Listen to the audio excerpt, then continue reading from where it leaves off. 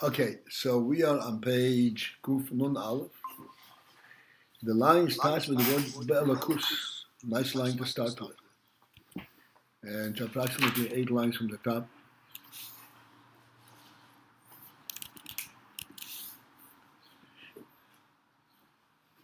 The Rebbe explains a very critical and important point.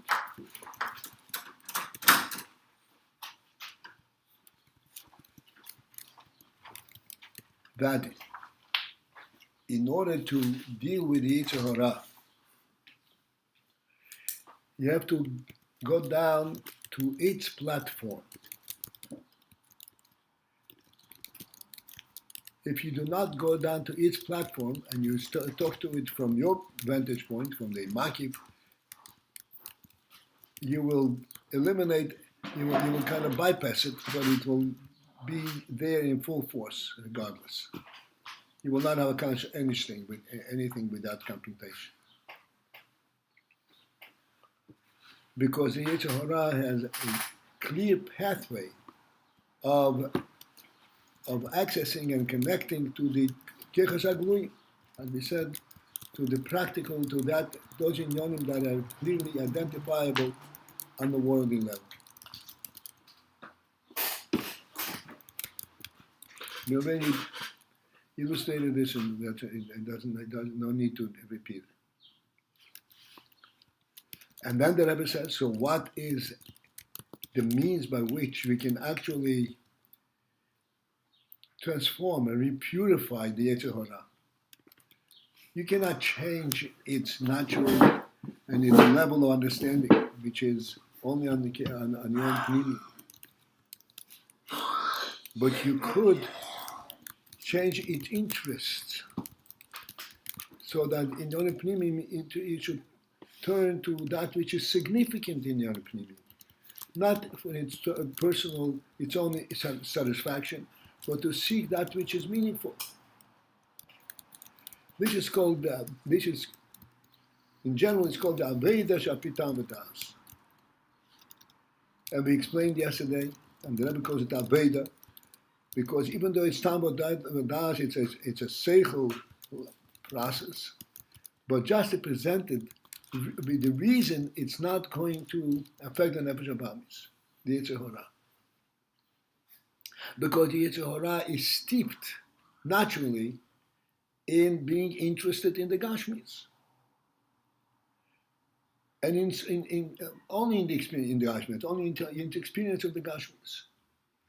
To turn its attention, its interest in that which is contained within that Gashmis, the meaning of it, this is not possible by simply arguing the point with it. And this is why this is the only way to do it, but there is a process called Avodah. Avodah means, as the Rebbe says very briefly, his boinanus. His boinanus means that you do not merely understand something and go further, but you stop and you reflect on it.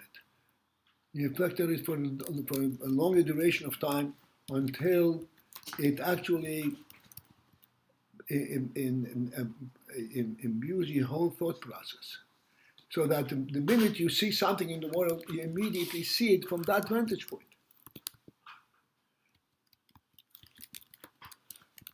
When you ask something, what is this thing in the world about?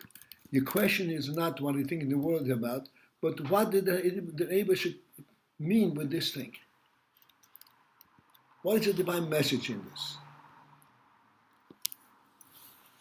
This is the result of his boinus. When you misboin, as we said yesterday, that you see a whole big world, but when you reflect in the world, you see immediately that this is divine creation. This is not a world developed on its own. We pointed out various aspects in it. And it is imperative that we focus on that aspect of world. And when you focus on that aspect of world, and you are misboinen means that you stay put. The Rebbe explains elsewhere, but hisbonus means that you stay put for a longer period of time. Not merely enough to understand what you are thinking about, but to get fully involved in it. You dive into it. That becomes the reality of the world that you are living with. That's called hisbonenus. Even though it is also b'hasoga, you comprehend, you fully understand what you misbonenus, but you stop. You reflect on it because it's not enough for you to know what it is. You really want to make it the reality of the world in which you live.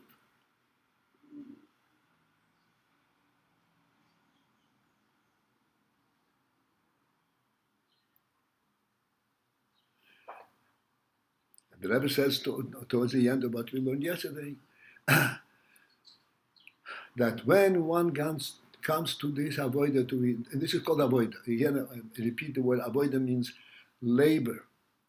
There's two meanings of the word avodah. Avodah means labor, and avodah means service. Do the Rebbe's avodah because the Rebbe insists on it. This is the Rebbe's request. This is what the Rebbe wants. This is what the Rebbe created the world, as we're going to see in a moment. So therefore, when you're learning and you have in mind to fulfill a request for the Rebbe in this learning, it brings about to avoid that. Says, okay, I understand it, but what is the purpose? What is the Rebbe want me to understand? The Rebbe wants me to understand it so that it embraces, it gives me a new view on the world. My personal view on the world should change. Does he avoid it?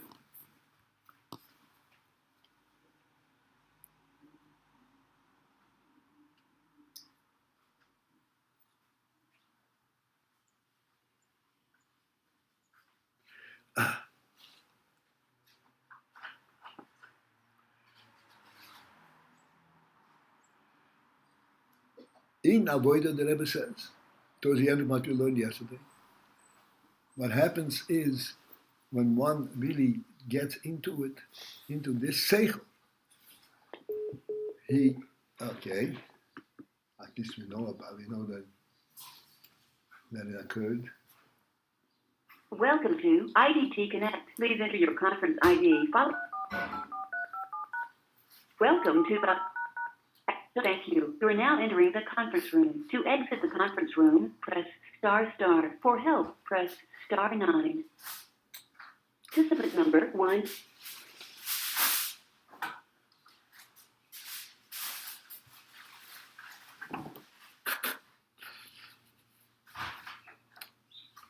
Let's go just one line up from what I pointed at. The line begins Balakos, the line begins Paso Gosri.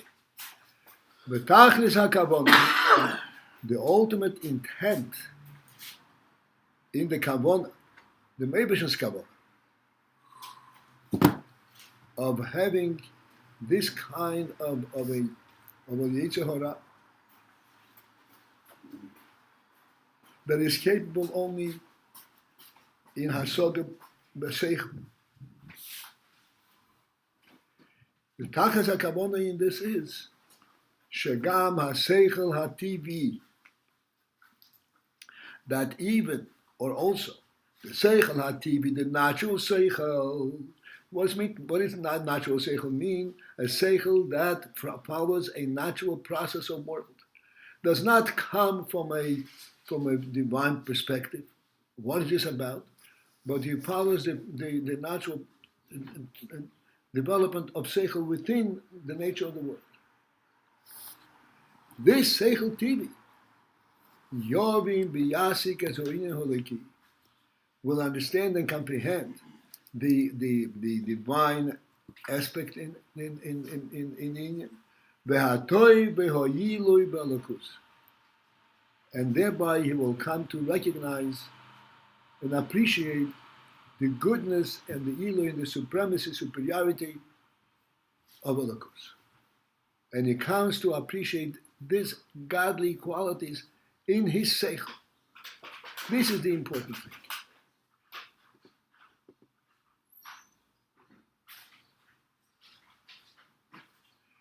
Then he says, I'm just going to finish this word. Thereby, it comes to a point where he is actually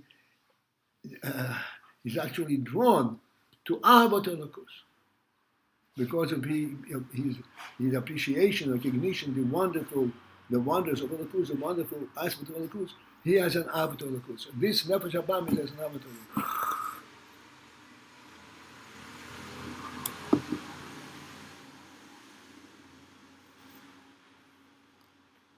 After going through this process of learning Hasoga and then his burdens.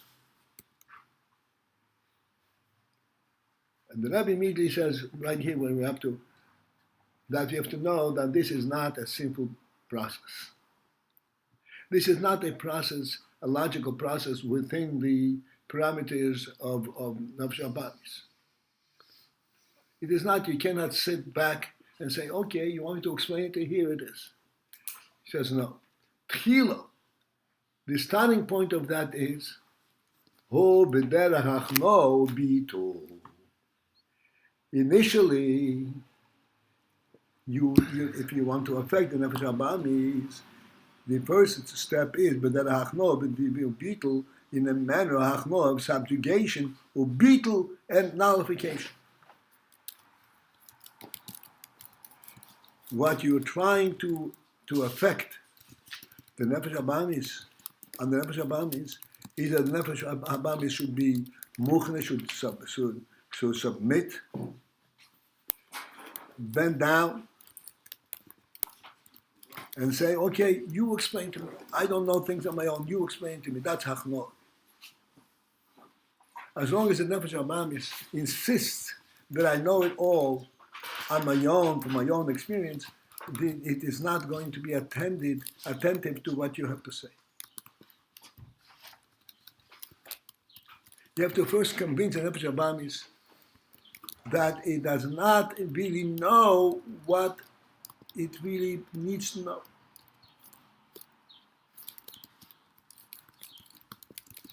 That's hachno. And being that it does not know on its own what it needs to know, you insist, you explain to him, the only way for you to get to know it is beetle. You have to get to an aspect of beetle.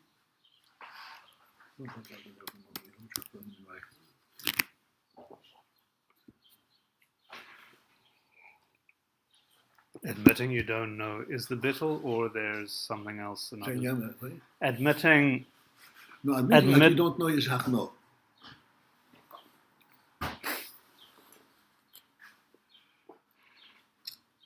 Okay, so I don't know. Therefore, teach it to me. So you say, in order for me to teach it to you, you have to recognize what are the means by which you can understand these things.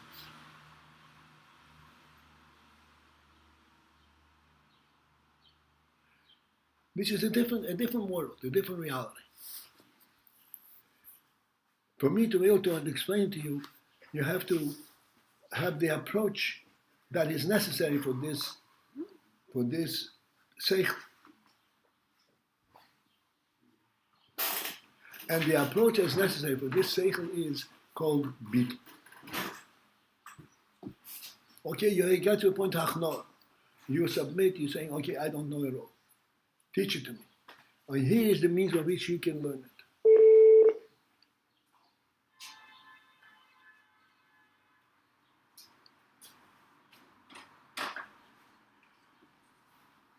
The means of which you can learn is called bittul.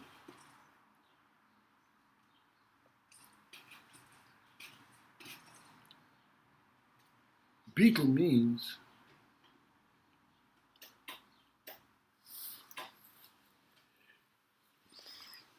it's a step beyond submission, like we said before, hachmor. Bittul means that you give up completely your own perspective and your own sense of your own reality.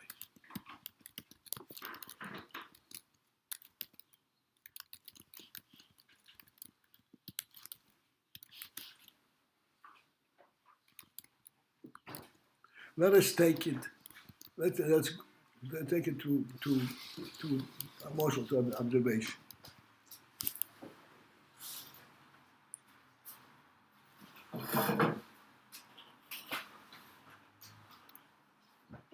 We say to the Nefesh Abamis that as you're walking in the street, you must not let your eyes roam and absorb everything that is there in front and visible. But you must be in control of what you're looking at and what you see. The Nefesh Abami says, I don't know what you want from me. I live in this world. This world is meant for me to live in.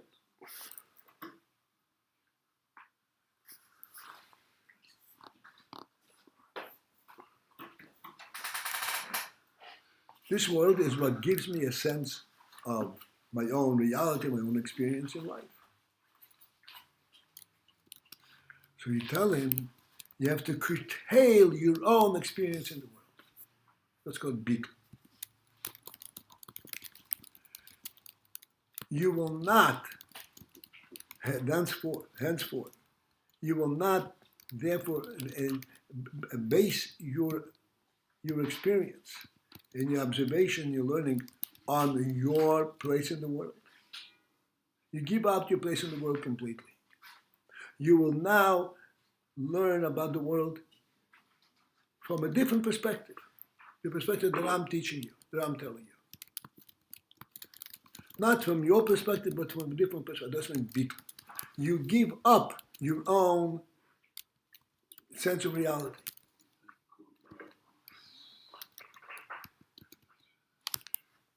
Because this world is a divine creation, and it's not meant to be taken, absorbed from as a world, as an existing world. It's meant to absorb as a divinely created world. Therefore, whenever you see anything in the world, your first question is, why did God create it? What does He want me to recognize here? Not what it is, what this from a world, what kind of thing this worldly thing is, but why did God create it? It's a completely different. You give up completely your whole approach to your own reality.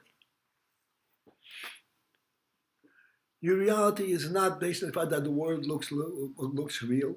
Reality is based on the fact that the Rebbe presents it to you.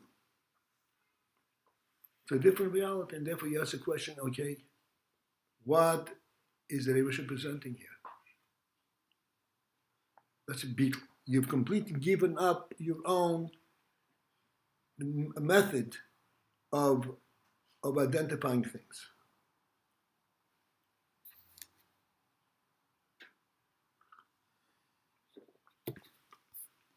And this, the Rebbe says, is tchila. This is the first step in elevating the behemoth, the Nefesh Abamis.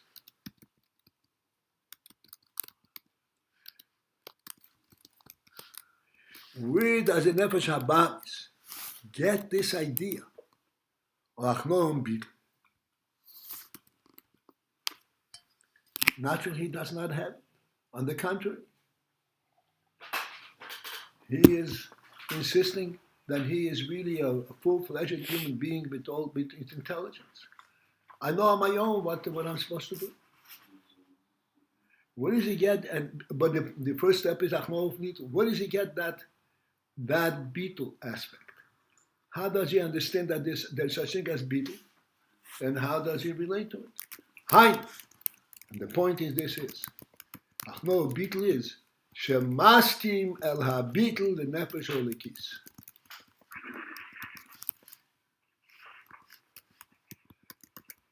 Shemaskim, that he consents, he recognizes, and he kind of joins and gives in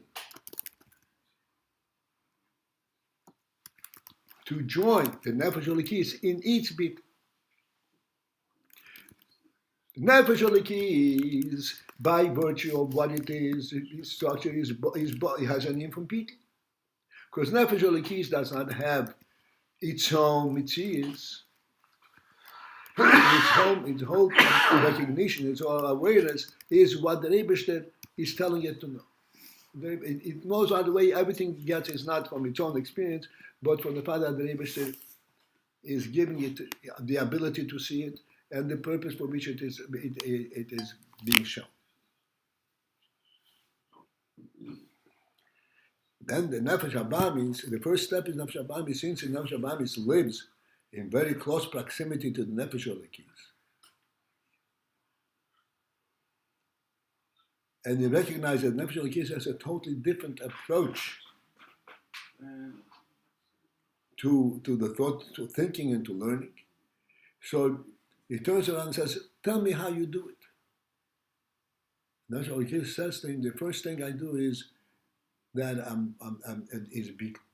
I will not insist to know things because of my own experience. I insist to know things. I only know things that is being fed to me, that is being told to me. This is what you're supposed to know. Then the Nefesh Abamis just turn around and say, I hear what you're saying. I accept that. This is maskim habitul Elokis.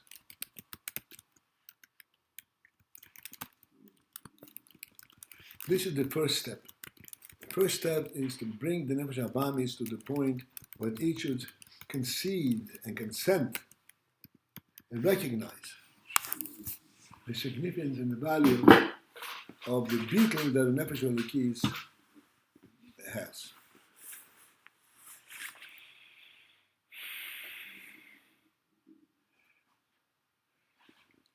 I'd like to discuss this beetle Nefesh Elokis for a moment.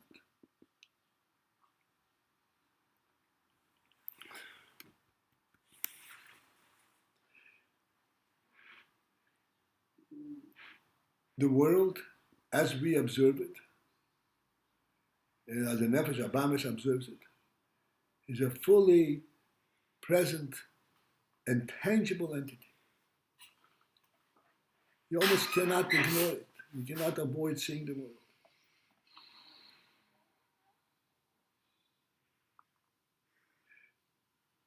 And this is why it's so enticing, it's so absorbing. This is the reality. Wherever you turn, this is where what we see, what we recognize as reality. That's world, physical world.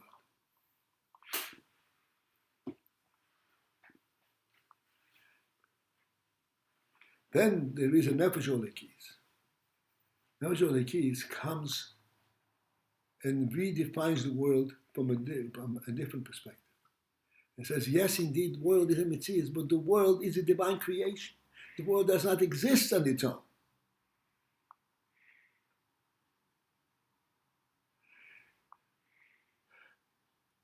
A divine creation means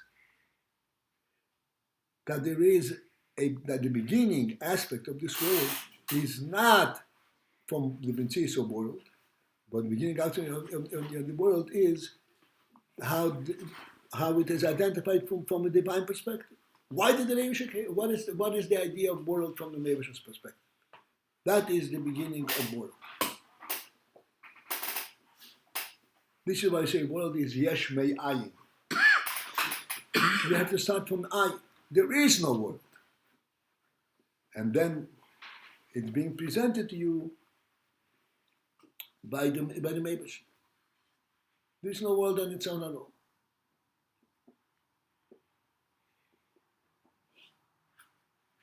And this union that the Nefesh Elokis has the big, says, I don't know things on my own. I know only what I'm being shown. The Nefesh Abamis machno. It can be convinced and shown, and really that is exactly what you have to acquire, that you have to imbue in your own thinking. And that is heard by the Nefesh Bahamas. That is it. There is two steps in this, as Rebbe says. First of all, you can explain to it, and then you have to be misborn. You have to imbue it with that perspective. It's one thing to misborn. I can convince us that the world didn't come by itself. The man says, "Why do I care where it's coming from? It's good. I like it."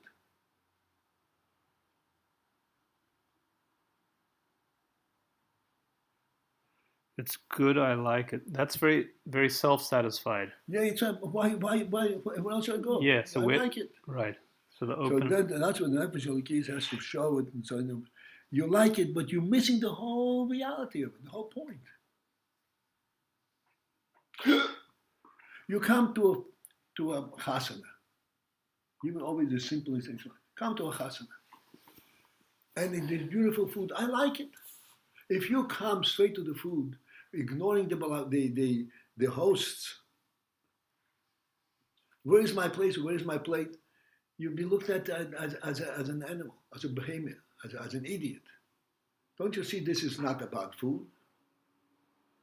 You'd be looked at as a behemoth. But that's what the behemoth is into that. What the behemoth is aspiring to be a human being?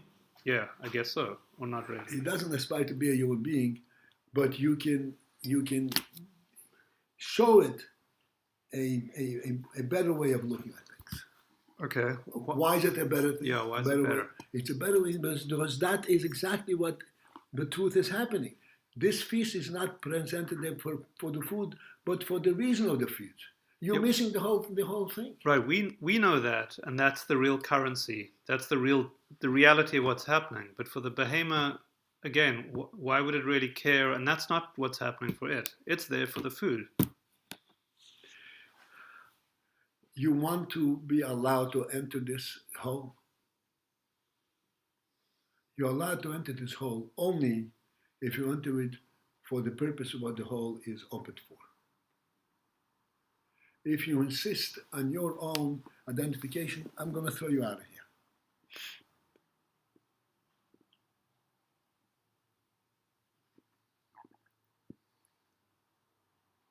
That is the way. That's what the Nefesh Elokis tells the behemoth. The Nefesh Elokis doesn't have to. Yeah, that is what the Nefesh. That's what the behemoth recognizes by observing the Nefesh Elokis. That unless it shapes up, it'll be kicked out. Be kicked out, right? So it sort of goes along against its will, or it has a sense of the dignity or the pleasure of being in a human setting. Well, this is where the process of Hachmoni, of Hezbollah, issues. The Nefesh Elokis has to definitely engage the Nefesh Abamis. Nefesh Elokis is, after all, a neighbor, a good neighbor. And therefore it engages the Nefesh Abamis with its gift of goodness. And it says, take it easy, wait a second. There is much more to this than what you seek. But I don't see it. There is a way, it means for you, here's how you can get to see it.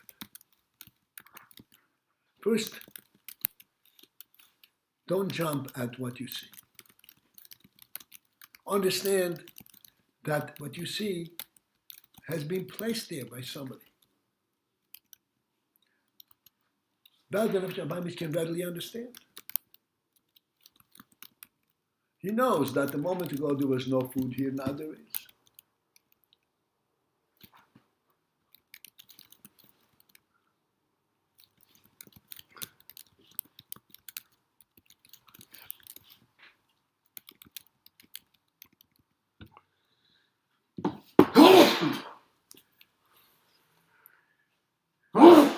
Therefore, the first thing that the Rebbe is a maskim.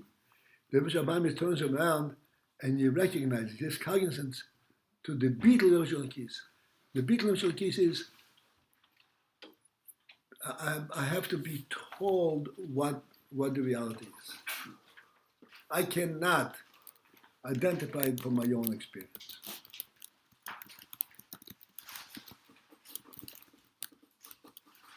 Because if I identify my own experience, I am identifying with the result of an intent rather than the intent. It's like saying this guy is going to shul. No, this guy is walking.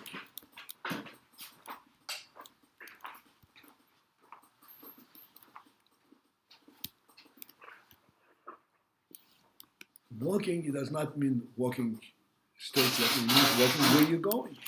But he's ignoring completely the fact that he's going someplace. This, the Nefesh Habamis can be exposed to. Yeah. This I don't want to relate. I don't want to rely on my own experience. That the behemoth can relate to, eh? No, but yeah, Interesting. well, I don't want to. It can be shown that this is not what's going on. He can be shown there's more to the picture than meets the eye. That's right. But that'll also become appealing. That'll become. And that will eventually, he says, oh really? And you live with that? Show me how you live with that. Uh-huh. This is where Nefesh Elokis becomes the, so to speak, the demonstrator, the example, the Role model. role model. Doesn't that depend on the Nefesh Bahamis being pretty dissatisfied? If it's very self-satisfied and into what it's into. You're 100% right. And here's the point, the answer to you. This is a very painful point. If the Nefesh Habamis has been given the opportunity to appreciate and to experience its own pleasure, then to detract it from that is going to be a real battle. The more that it had been given the opportunity to experience its own approach, the more difficult it becomes to make a mensch out of it. Mm-hmm.